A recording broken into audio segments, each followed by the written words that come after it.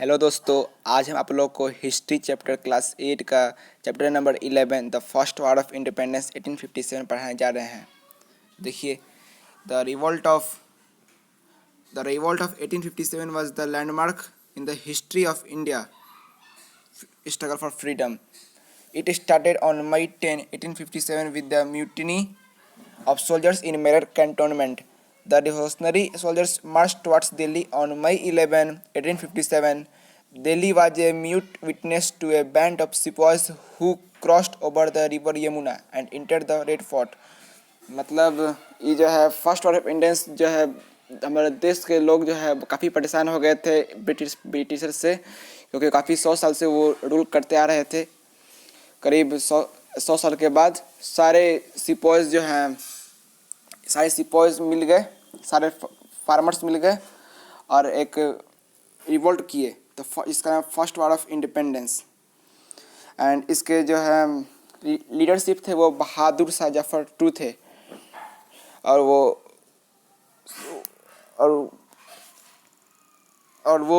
सब सिपॉय जो है मेरठ से रिवोल्ट शुरू किए थे। एंड इंग्लैंड में इस रिवोल्ट का नाम रिवोल्ट ऑफ 1857 है या सिपॉय म्यूटिनी है, लेकिन इंडिया में इसका नाम फर्स्ट वार ऑफ इंडिपेंडेंस है, क्योंकि ये पहली बार हुआ था कि जो सारे देश मीन्स मोस्टली रूलर्स इंडिया के ब्रिटिश के खिलाफ थे और इस वार में पार्टिसिपेट किए थे, समझ सकते हैं। लेकिन बहुत सारे रूलर्स जो हैं पार्टिसिपेट नहीं किए थे और उसमें से बहुत ऐसे भी थे जो ब्रिटिश का साथ दे रहे थे। इस पेज में इतना ही था। और एक बात बता दूँ आप लोगों को, औरंगजेब था जो मुग़ल एम्पायर का लास्ट रूलर है, उसका डेथ 1797 में हुआ था, यानी लास्ट 18th सेंचुरी में हुआ था। नाउ नेक्स्ट पेज, अगले पेज देखते हैं हम लोग। देखिए, कॉजेज ऑफ द रिवॉल्ट। ये 5 कॉजेज है: political causes, economic causes, social and religious causes, military causes and immediate causes. Okay, शुरुआत करते हैं हम लोग पॉलिटिकल कॉजेज से। ब्रिटिश जो है बहुत सारे रिवॉल्ट लेके आए, मीन्स ब्रिटिश जो है बहुत ट्रीटी लेके आए। इसमें से एक पहला ट्रीटी था डॉक्ट्राइन ऑफ लैप्स, जिसमें अगर राजा कोई अपना संतान नहीं होता था तो उस पर ब्रिटिश जो है उस राजा के मारने के बाद उस पर अपना राज करते थे। उसमें से आप कुछ नाम बता दें। झांसी था, सतारा था, ये 2 नाम हैं।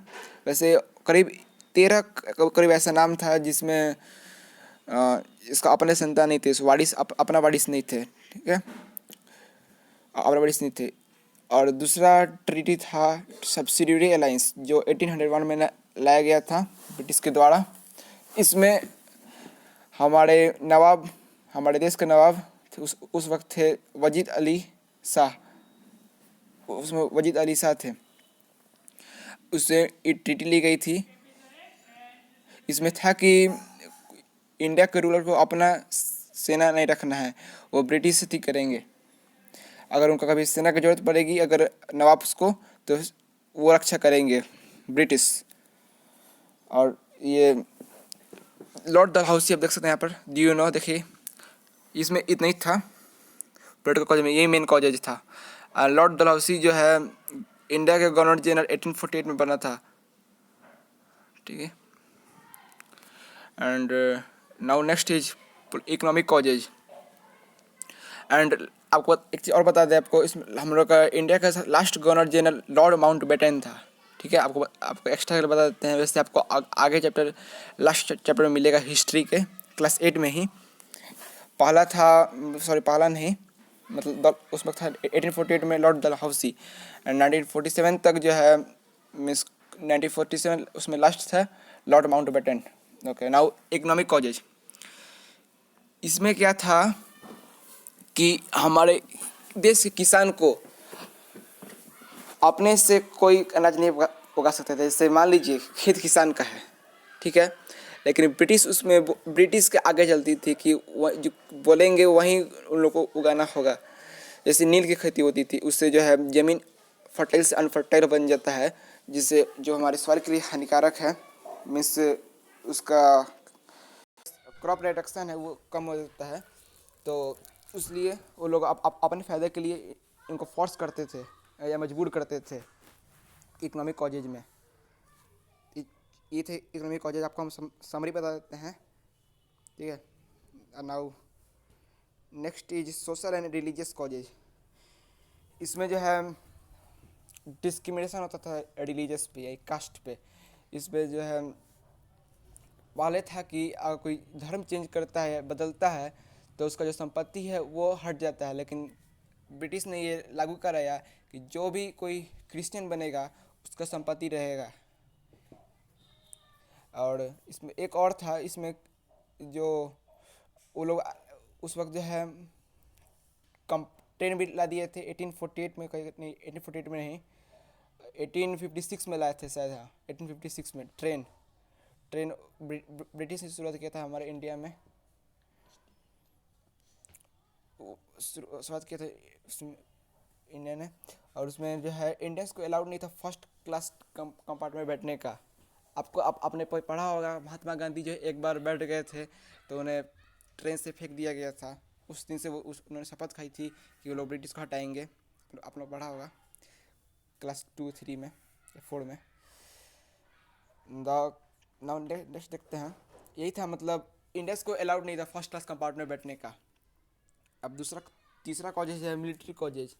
इसमें जो है इंडियन सिपॉइज और यूरोपियन सिपॉइज में बहुत डिस्क्रिमिनेशन होता था। देखिए, अगर कोई जो बहुत दिनों से इंडियन सिपॉइज काम कर रहा है, बहुत काम कर रहा है सेना में, तो उसे उसका जो है पेमेंट जो है, अगर नए बनता है, कोई नया कोई ब्रिटिश बनता है तो उससे भी कम होता था। आप सोच सकते हैं कितना कम होता होगा, कितना बड़ा डिस्क्रिमिनेशन होता है। बहुत दिन से काम कर रहा है तभी भी उसका पेमेंट जो है, उसका पेमेंट बढ़ता भी नहीं था। ये था मिलिट्री कॉलेज में बहुत काफ़ी थी होती थी सिपॉइस की। नाउ इमीडिएट कॉलेज, इसमें था कि वो लोग पहले जो है आजकल जैसे गोली बंदूक नहीं था, उस वक्त जो है दांत से छीलना पड़ता था। तो उसमें वो लोग सुअर और गाय का या पिग या काऊ का जो है उसमें लगाते थे। ये दोनों जो है हिंदू और मुस्लिम के लिए, मतलब मुस्लिम के लिए सुअर इतनी नहीं होता है, सेक्रेड एनिमल है, आप समझ सकते हैं। और हिंदू के लिए गाय सेक्रेड एनिमल है। तो इसमें जो है मंगल पांडे जो है, इस मंगल पांडे की देखा, मंगल पांडे जो है इसको ब्रोक कर दिए। मंगल पांडे इन मार्च 1947 बरकपुर, उसमें मंगल पांडे कलकत्ता के थे। वही पहला क्रांतिकारी है मंगल पांडे जो ब्रिटिश का तो सबसे पहले मारा गया। सबसे पहला इन्होंने अपने सर्जेंट को मार दी तो ये रिवोल्ट बंद हो गया। ओके दोस्तों, आगे के चैप्टर्स हम इस पार्ट के बाद पार्ट 2 में करेंगे। अगर आपने मेरे चैनल को सब्सक्राइब नहीं किया है तो प्लीज़ सब्सक्राइब कर दीजिए। Okay friends, good bye.